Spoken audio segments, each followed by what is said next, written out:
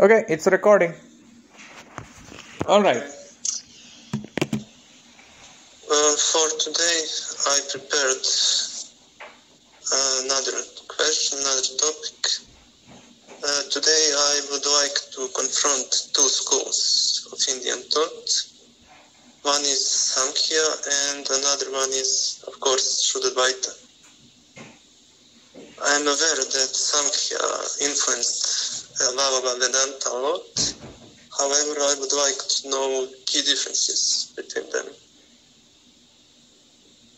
between those two schools. Okay. And if you can be very specific about with respect to what, because there are many differences. So, if you have any specific subject in which you are trying to ask the difference, then I'll be happy to answer. Okay. I know that Shuddhadvaita adopted 25 tattvas and added 3 more. Mm-hmm. That is similarity between them. But can you tell me those 3 additional tattvas that Shuddhadvaita added? I don't remember top of my head right now, but there are elements that Mahaprabhuji has added in top of the elements of Sankhya, which are 25, I guess, and you're right in saying that there are 3 more elements that Mahaprabhuji has also considered. I do not remember top of my head right now. I have to check the Tattvastiv Nibandh in which I can find more details about it. But if there is any question about those additional elements, let me know. Okay, I have a question about other aspects as well. Let's take up other aspects then. The elemental aspects I can look up and then answer accordingly. I don't remember on my head, top of my head. Sure, okay. So, I know that Samkhya has theory of gunas. There are 3 gunas, Sattva, Rajas and Tamas. Sattva is pure, being, consciousness and so on. And I don't have to enumerate the qualities of the characteristics of other gunas. But I would like to know if Shuddhadvaita considers those 3 gunas in the same way as Samkhya does.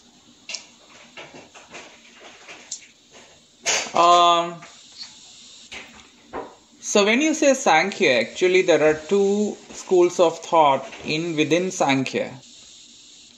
One is the Nirishwar Sankhya that doesn't believe in the existence of the unifying point of the Prakriti and Purush.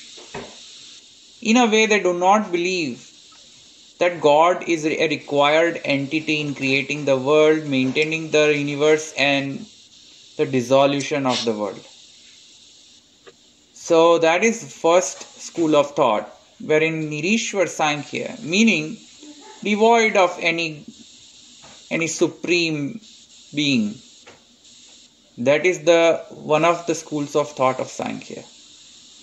And second school of thought of Sankhya is the Seshwar Sankhya, which does believe that a supreme being, which is a unification point of Prakriti and Purush, is definitely needed as an entity, as a controlling entity of creation, maintenance, and the dissolution of this universe. So when you ask this question, which school of thought within the Sankhya are you referring to? I'm referring to two that state there is. I am not able to hear you properly again. Okay. Now it is better. Now it is better. So I'm referring to Samkhya that states that Prakriti and Purusha do interact with each other. That Purusha is passive and conscious, and Prakriti is active and non-conscious.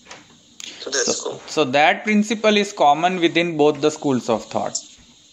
So when you ask this question, are you asking this question from the Seshwar Sankhya or Nirishwar Sankhya perspective of the differences? Because Shuddhadvaita differs big time from the Nirishwar Sankhya philosophy. While if you are talking about Seshwar Sankhya philosophy, Shuddhadvaita is in consistency with them.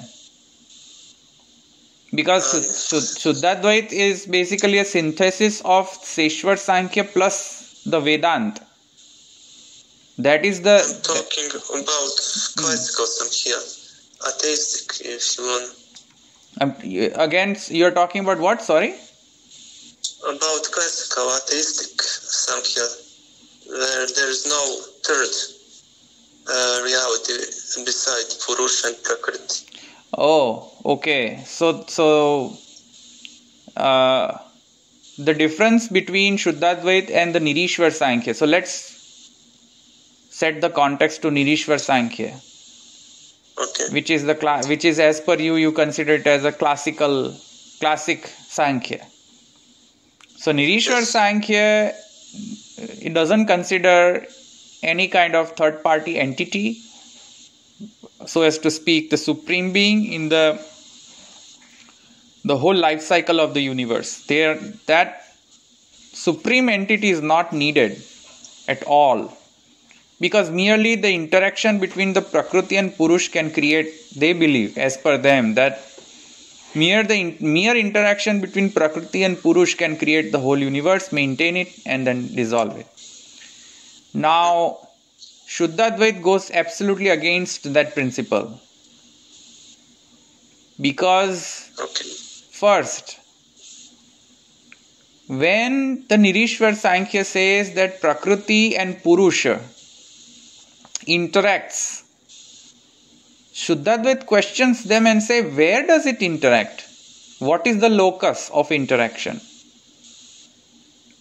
Is the interaction within the locus of Prakriti, or is the interaction within the locus of Purush? Choice of either choice will lead to non-existence or non-creation of the universe. Because if you consider Prakriti is always there within Purush. Hello?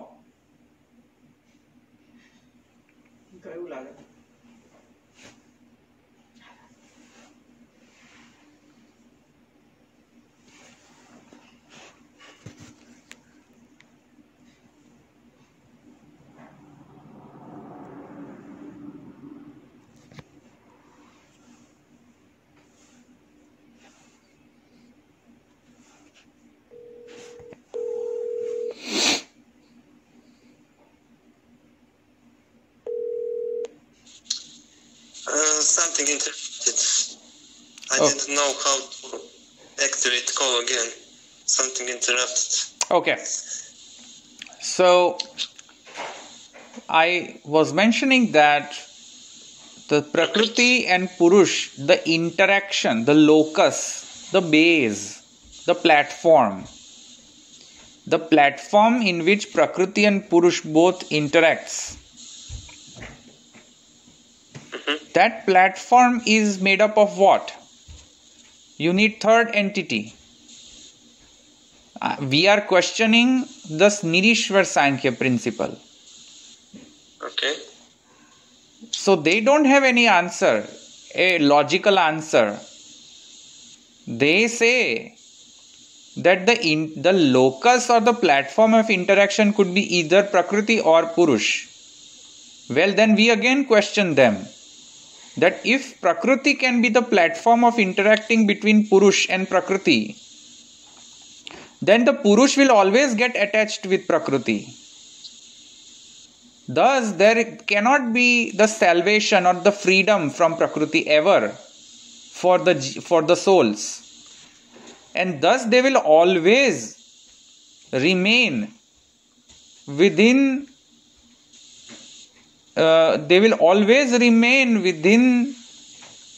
the grip, the influence and the grip of Prakriti, and thus they will never attain salvation, which is the basic principle of Sankhya.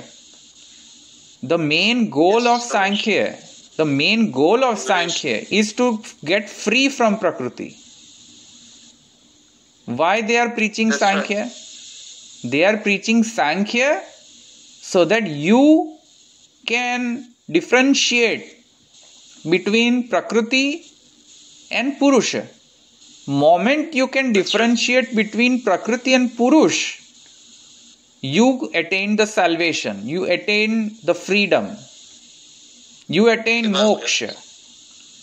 But when we question them, they don't have any problem in accepting this principle that Prakriti remains the platform of interaction. When Prakriti remains platform, Prakriti is always there with Purush. When Prakriti is always there with Purush, there can never be a possibility of salvation or freedom. So that is one flaw, logical pitfall or flaw in the Sankhya philosophy. Versus in Shuddhadvaita philosophy, we consider that yes, Prakriti and Purush interacts, but they interact under the locus. The locus is that Brahman. That Brahman is the locus where Prakriti and Purush interacts. And that Brahman in the sense not Parabrahman but Akshar Brahman. That Akshar Brahman is the platform on which the Prakriti and Purush interacts under the influence of the rest three elements, which is time, action,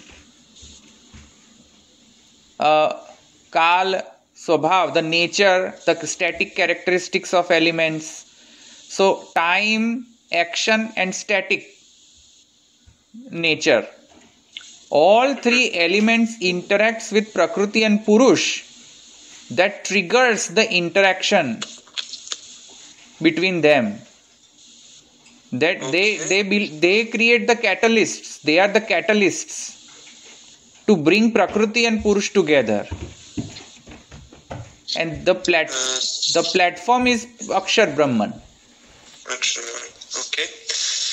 But can we, when we take all these facts into consideration, can we name Shuddhadvaita as kind of theistic Samkhya? Because there are many elements of Samkhya included in Shuddhadvaita.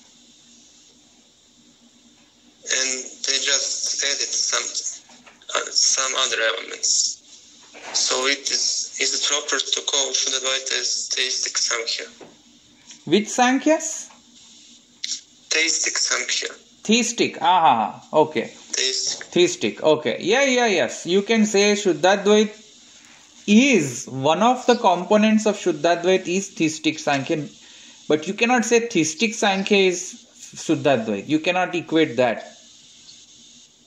Because theistic Sankhya, if you just merely equate the Shuddhadvaita equivalent to only theistic Sankhya, then the problem still comes, because the Shuddhadvaita believes that there is a relationship of identity between all the elements with Brahman. That's not the case with the theistic Sankhya. Theistic Sankhya is particularly a dual. It proclaims, or their main philosophy is duality. The duality between the Prakriti and Purush, they can never be identical. So you cannot say, you cannot equate like that whatever theistic Sankhya is, that what is the principle of Shuddhadvait? Shuddhadvait is equal to, write the formula. The formula is Shuddhadvait philosophy equals to this theistic Sankhya plus the Vedant philosophy. The Vedant philosophy. Yes, that is called as Shuddhadvait. That's the formula.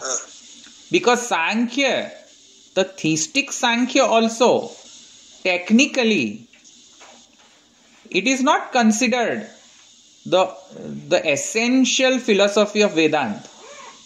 Technically. That is one of the components of Vedanta. That's not the whole Vedanta. So that is why Shuddhadvait works in that formula.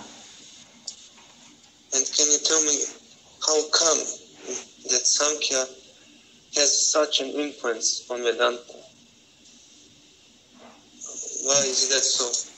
Because first of all, the propagator of Sankhya, which is the Gautam Rishi, Kapil Rishi, even Gautam and other rishis, their names are mentioned into the Upanishad. Upanishad refers them, and thus Upanishads consider them as one of the genuine, authentic propagators. So Upanishad has given the reference that yes, some of the part that are being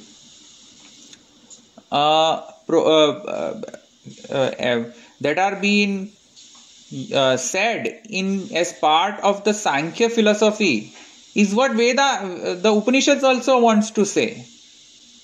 And thus Upanishads, you will find so many references of what Seshwar Sankhya people are saying.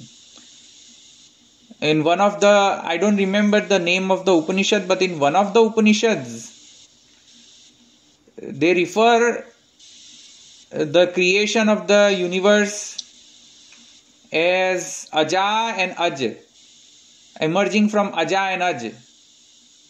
Aja means Prakriti and Aj means Purusha. So Ajo hi eko, ek, one, there is only one Aj. And there are so many Ajas, the Prakritis.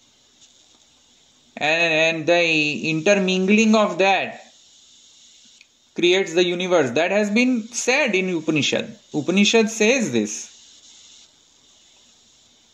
So we don't have any problem accepting the analytic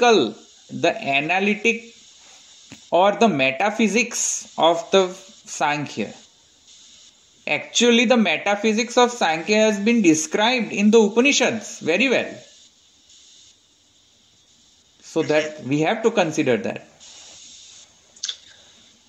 And maybe the influence of Sankhya is so less because it is the oldest school of Indian thought. I don't think it's just because of the oldness or just because that it is old we consider it. No, that's not the case. No. The main the model of the epistemology accepted by Mahaprabhuji is anything that is that conveys the consistent meaning of prima facie four scriptures. Although Mahaprabhuji idealistically would only consider the praman or epistemologically the valid knowledge as the consistent meaning that comes out from all the scriptures, not just one or two or three or four. And thus Upanishads is one of the means of acquiring valid knowledge about Brahman, about the elements, about the universe. And thus Mahaprabhuji prima facie says that if somebody doesn't want to understand all the scriptures and don't want to read all of the scriptures, because there is no lifetime, nobody can in their lifetime can read all the scriptures nowadays. Even in previous days also nobody could read. So Mahaprabhuji says prima facie you should read and you should derive the consistent meaning from Vedaha, Ved. Vedaha Shri Krishna Vakyani. Shri Krishna Vakyani means Bhagavad Gita. You should read Ved, you should read Bhagavad Gita, Brahma Sutra, exactly, and a Shri Bhagavat Puran. Otherwise Purans are so many. So once you have once you derive consistent meaning of at least to start with these 4 scriptures, then that will be the valid knowledge. Otherwise it is not a valid knowledge. If you consider the knowledge in silo, by reading individual scriptures in separation, in silo, the knowledge that you gain out of individual scripture is not the valid knowledge. Absolutely not the valid knowledge. You have to establish consistency. And when he mentions Vedas, does he mean just an Upanishads or the whole Vedas? When he means Veda, Vedaha means he accepts the validity of Karmakand, meaning Purvakand, and the Uttarkand, meaning the Upanishads, both equally. He considers both of them equal. Yes. And thus we are going back to your question, and that is why Sankhya, if it is a part of the Upanishad, then we have to consider it, because Upanishad is saying it. We have to consider it. So Sankhya took elements from Upanishads, elements of its philosophy. Yes. Sankhya has to originate. Sankhya, the Seshwar Sankhya, not the Nirishwar Sankhya. The Seshwar Sankhya. The theistic Sankhya. The theistic Sankhya has to emerge from the Upanishads only.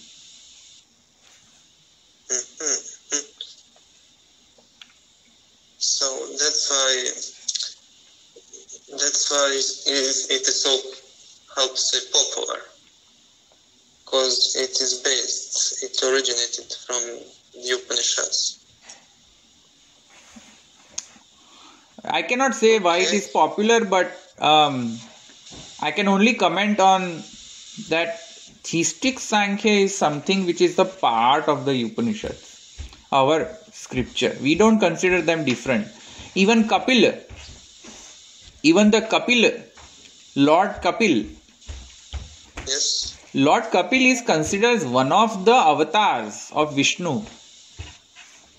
And he preached Mata Devhuti, the same theistic Sankhya. And that is the part of the Puran. The Bhagavad Puran, which Mahaprabhuji gives very utmost importance. How can we neglect that? A form of Lord Vishnu preaches the theistic Sankhya to his mother, which is considered as an acceptable, valid knowledge by Shukdev and Vedavyasa, who is the creator of Bhagavad Puran. How can? And even on top of it, Mahaprabhuji considers them as the utmost importance.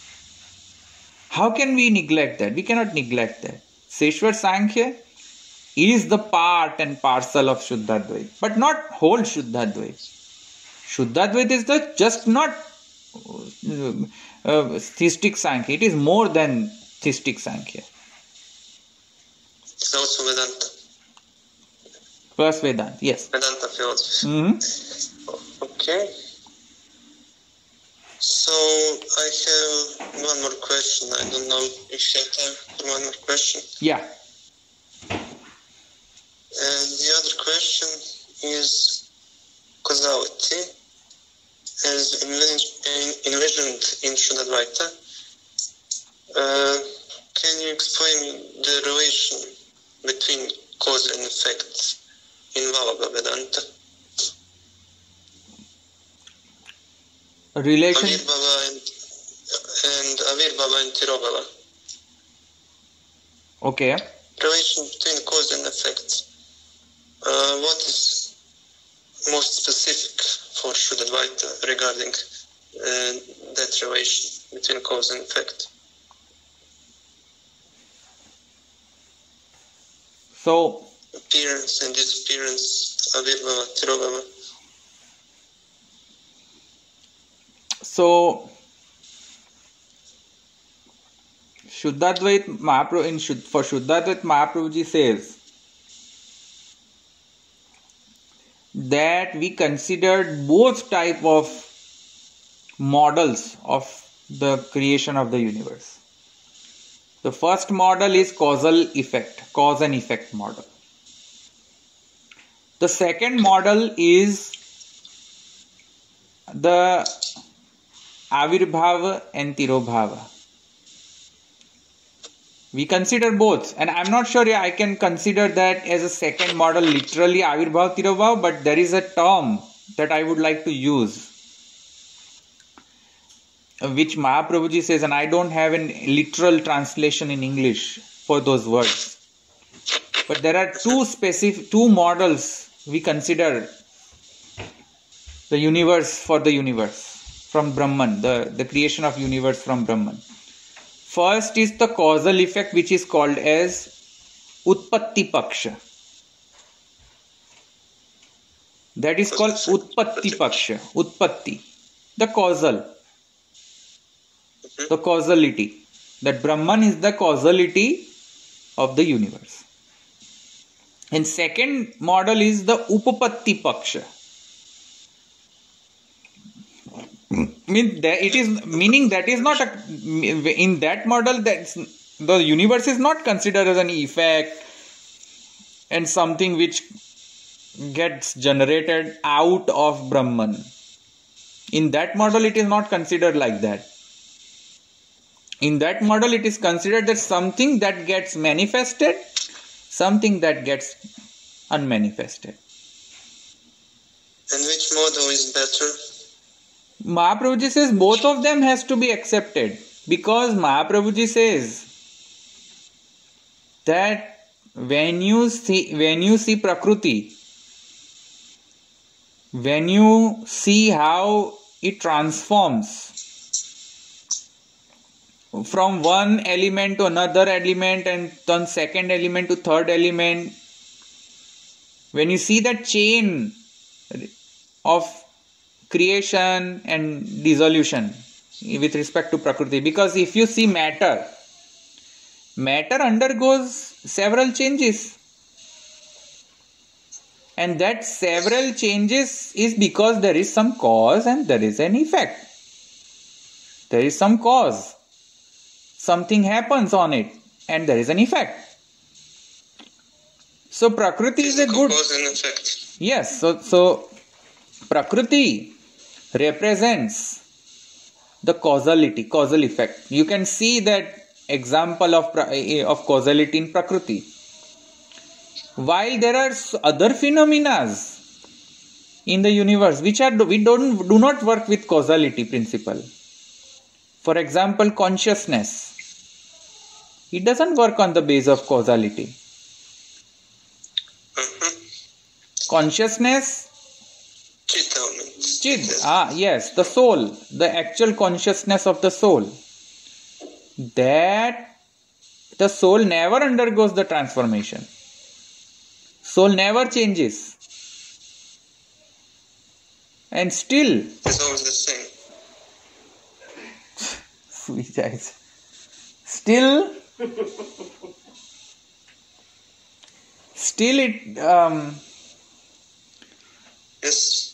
it remains unchanged, and still it manifests. So there is both of them. Brahman, so when you consider Brahman as the cause, yes, Brahman is the cause of the universe. From the causality principle. Okay. But that doesn't mean, but that doesn't mean that merely accepting Brahman as the cause, he is totally different from effect. That is why Mahaprabhuji says that Sadkaryavad and Sadkaranavad. Meaning, the effect is inherent in the cause is inherent in the effect. Vice versa.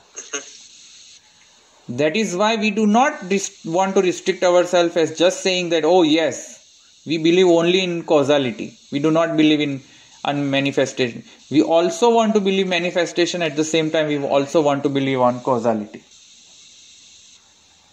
So, if I understood right, the first mode of cause and effect applies to Prakriti and to Brahman, and the second mode of Avirbhava and Tirobhava applies only to Chit, Purusha aspect.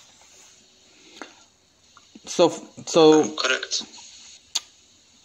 Just one correction, that Brahman follows both of them.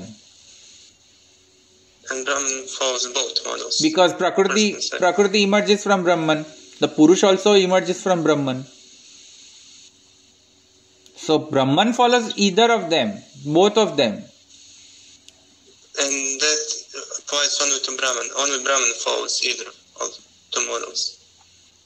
Yeah, correct. Brahman can do anything. Brahman can create the universe.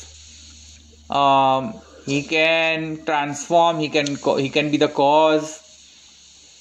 He can create the illusionary world also. He can create anything.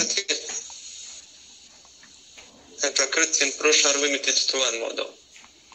Prakriti is limited to causality, yes. Has to undergo transformation, yes. And Purusha to appearance and disappearance. Yeah. Purush cannot have transformation. Purush just merely stays static. Yes. Okay. And somewhere I read, I don't know if I will pronounce correctly the term, it says Avikrta Parinamavada. Yes. Is that right? Yes. That is one theory of causation. Yes, and we do not believe in Vikrut Parinamavad. We believe in Avikrut Parinamavad. Avikrut, meaning nothing in reality undergoes the degeneration. It is not a degeneration. Universe is not a degenerated output or an effect of Brahman. Universe is, and when I say universe, I include both matter and consciousness, both. Prakriti and Purush, both. So, we consider as an avikrut parinamvad, meaning which is not undergoing through degeneration process.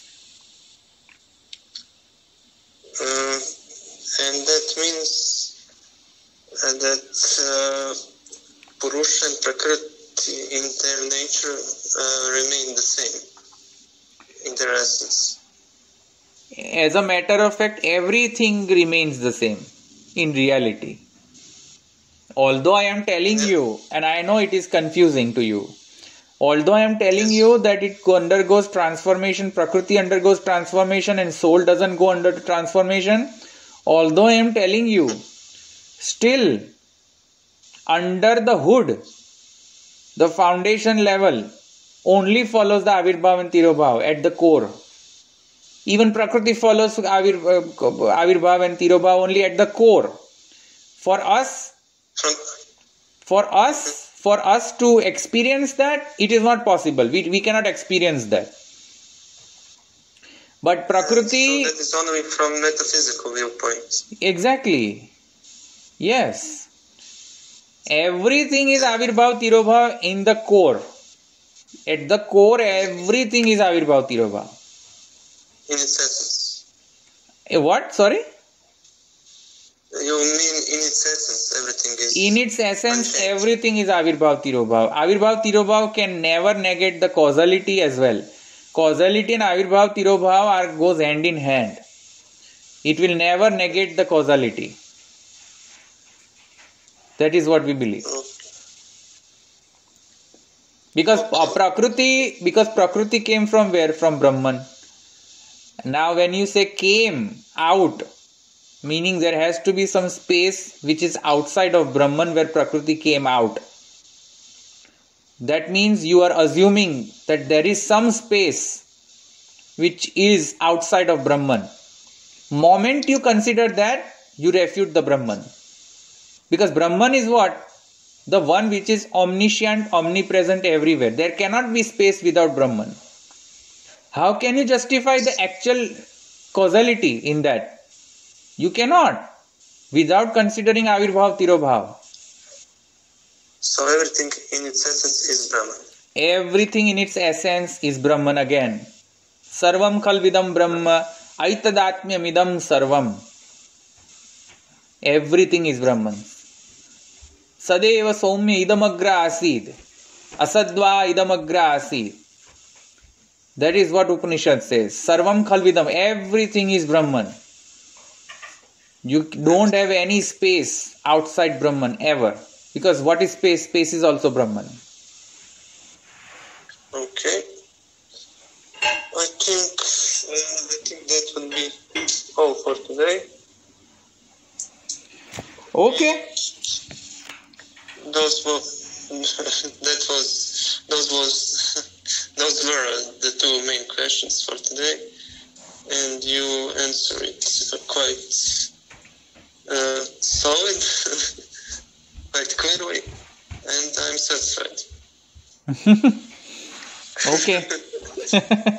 I have to bring you back to Sarvam Kalvidam Brahman every time. Yes. So we can hear next week, also in Sunday, or? Yeah, Sunday works.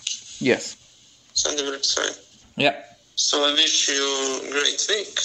You too. And we can hear next. You too. We can hear Thank next you. Sunday. Thank you. Okay. Thank you. Bye. Bye.